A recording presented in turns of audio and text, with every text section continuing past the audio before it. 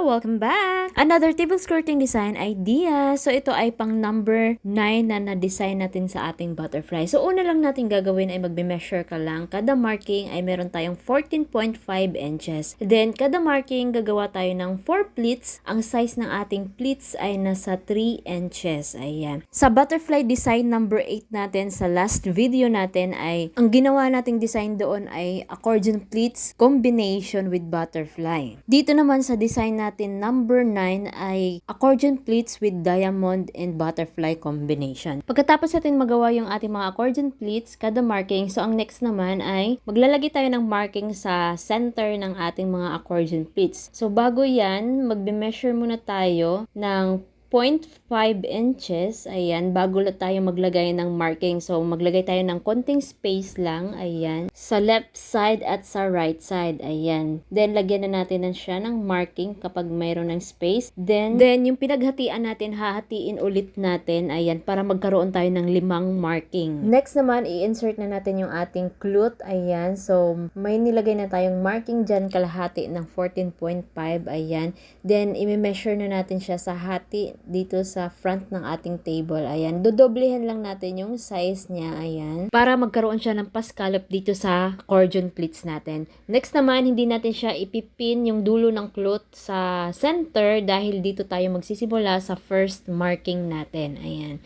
Next naman, gagawa tayo sa first marking natin ng pleats. So, yung size ng pleats ay 3 inches pa rin. Then, gagawa ka ng 2 pleats kada marking. Sa 5 marking ay magkagawa ka ng 5 pares na double pleats. Sa mga bago pa lang nakapanood sa ating video tutorial, so, bisitahin yung ating YouTube channel dahil marami po din kayong mapagpipili ang mga iba't ibang design. Next naman, so, bago tayong mag-double size ng pascallop, so, magbe-measure muna tayo ng 3.5, ayan. Then, bago natin doblehin yung kanyang size. Ayan. So, hanggang 3.5 ka lang maglalagay ng marking. Then, ipipin na natin dun sa first natin na marking para sa ating diamonds.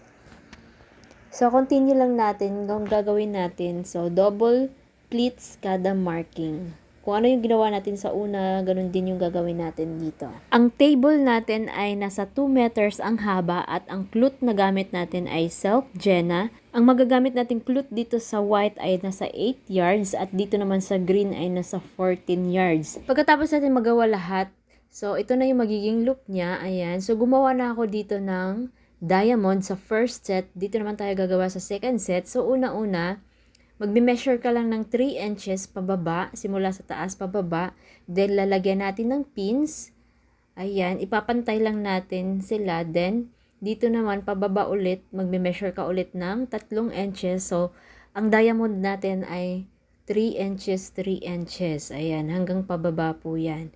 Para mabuo natin yung pa-V diamond, V-shaped diamond. So, next naman, pagkatapos natin magawa yung V-shaped diamonds, itong laylayan naman na Duyan style o scallop style, ayan. So, ifo-fold lang natin pa akyat pataas, simula sa baba pataas. Then, lalagyan natin ng pin. So, ito na yung magiging butterfly design natin. Ayan. So, next naman, dito naman sa 4 pleats natin na accordion pleats. So, pagpantayin lang natin at pagsamasamahin natin at lagyan ng pin dito sa may bandang butterfly. Ayan. So, lalagyan natin ng pin. So, pagsamahin natin yan sila. Then, ifo-fold natin paloob yung nasa taas niya. Ganun din dito sa V-shaped diamond natin, ifo-fold lang din natin yung nasa taas niya. So, ito na yung magiging look niya. Ayan.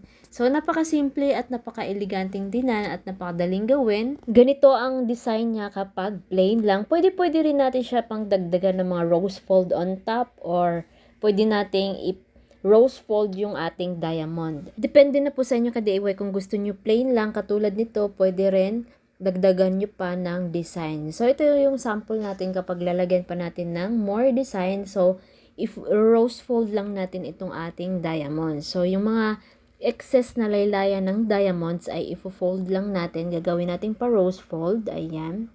So, ifo-fold lang natin. Then, ipin natin sa mismong pinagpinan natin ng diamond. Pagkatapos ayusin lang natin, pwede din natin lagyan ng pins dito, ayan, para mas bumuka siya ng konti para maganda tingnan yung ating diamond, nakabuka siya ng konti. Ayan, aayusin mo lang, bukahin mo lang, then, at ito na yung magiging final look niya with rose fold yung ating mga diamonds.